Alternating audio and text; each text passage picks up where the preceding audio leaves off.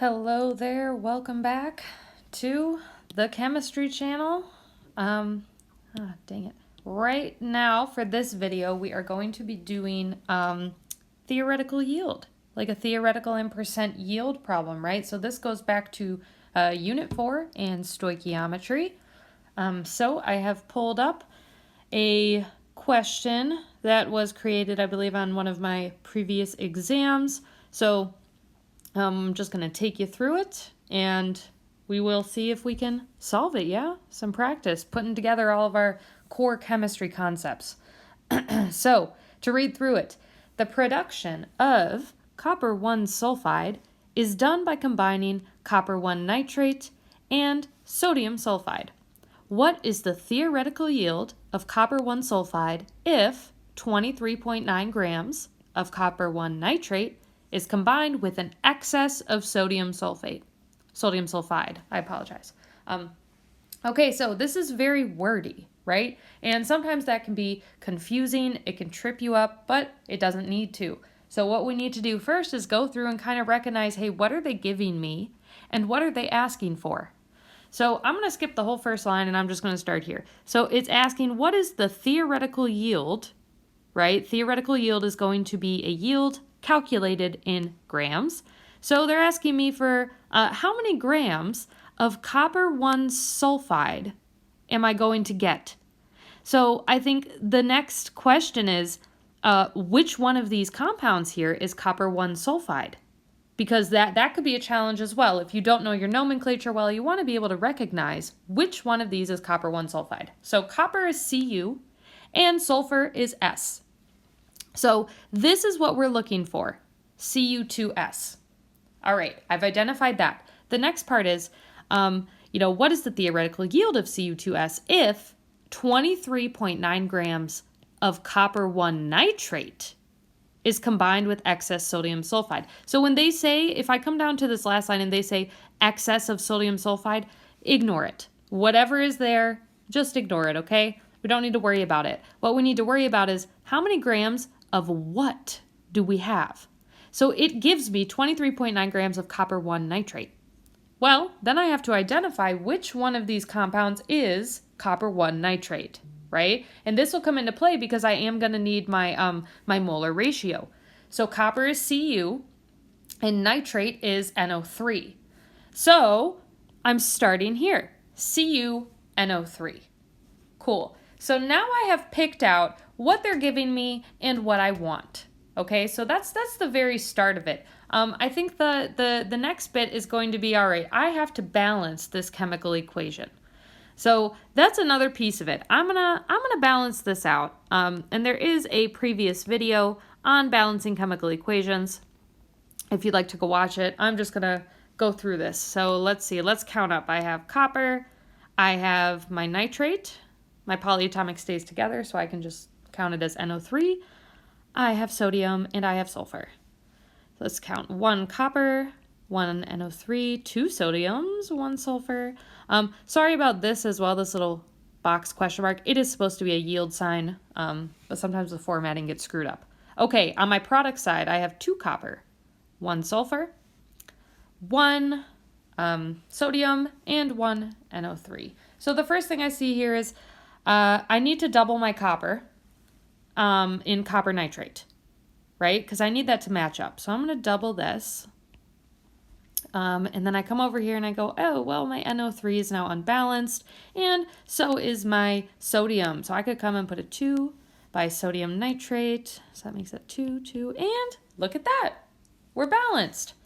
So for space purposes, I'm going to erase this, but oh goodness. But I'm going to keep the rest of it. So now I have a completely balanced equation, which is what I wanted. So check. The next step is going to be, I know that if I'm going from grams of something to grams of a different thing, somewhere along the way, I'm going to need to use my molar masses to convert. So I like to just start with like, hey, what are my molar masses of the 2 compounds I'm working with? So let's start. I know that Cu2S is one of them. I'm going to put it over here, Cu2S.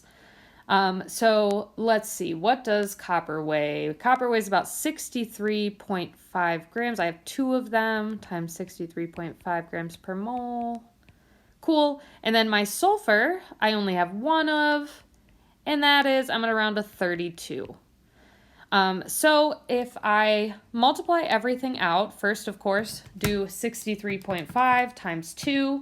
That'll give you 127, and then add your 32, and you should get 159 grams per mole. So this is your molar mass of what you want. What you're given, however, we still have to find the molar mass for that. So molar mass of CuNO3. I'm just going to underline these. Okay, so I know that copper I have 1 of, that is 63.5 grams per mole. Let's see what else. Nitrogen. Ooh, love that. That's about 14. I have 1 of them. And then oxygen. That's about 16. Oops. And I have 3 of them.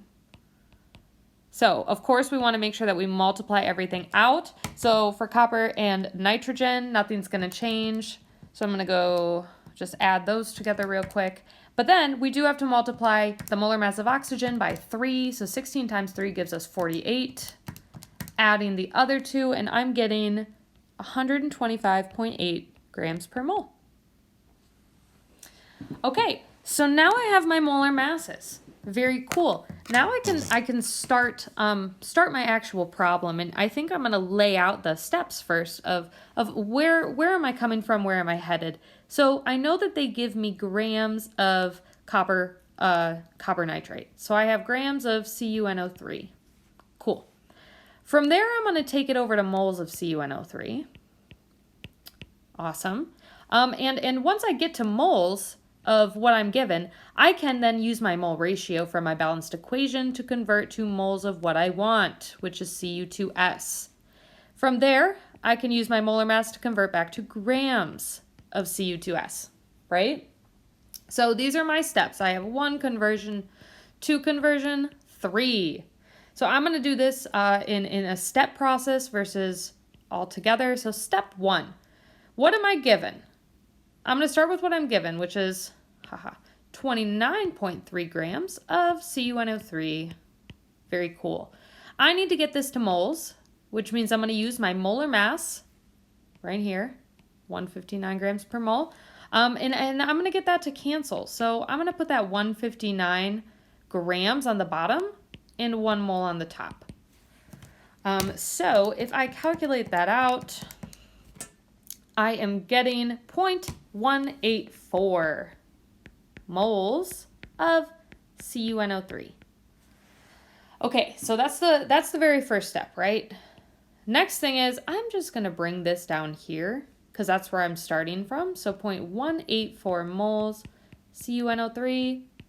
I need to get to moles of Cu2S, right? So for this, I'm going to use, and I'm going to change colors here, I'm going to use my coefficients from my balanced equation as a mole ratio to convert, and that is step 2, right?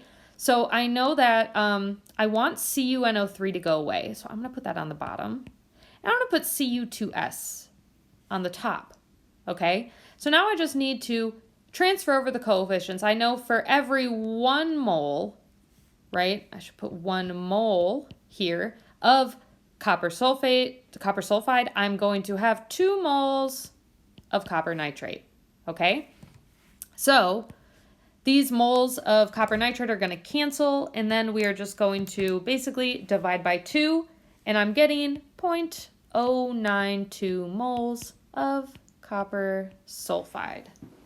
Cool. All right, so we're almost there. I have 1 more step to go. Whoop. Bring that down here. It's where we're starting from, 0.092 moles of Cu2S. And now I just need to turn this back into grams, okay? And luckily, if you look to your left, we calculated our molar mass already. Oh my God, I'm realizing I used the wrong molar masses just now. Okay, so I'm going to go back and I'm going to change things in a different color. So I'm going to use this nice little like purpley color. And I am going to tell you that I used the wrong molar mass. I apologize. It should be 125.8. Awesome. Which would make our new answer. For anyone who caught that beforehand, that is so funny. I'm so sorry about that. But also, I'm not going to make like a whole nother long video because that's just like too much. And I was in a flow, so my bad, guys. Okay, so 0.233 is what this comes out to be. 0.233, LOL. Okay, so I'm bringing that down. Here, this is still the same. So that's the only thing that will change. So I'm going to divide that by 2.116 moles of CO2S. So this is 0.116 moles.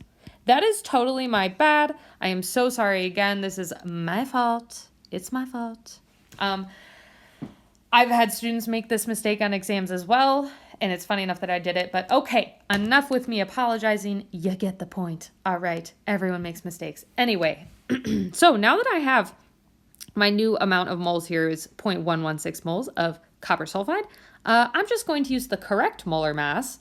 And funny enough, I'm going to switch colors again. I'm going to use this correct molar mass, 159 grams per mole, to convert from moles back to grams. So I know I'm going to have 1 mole on the bottom because I want that to cancel.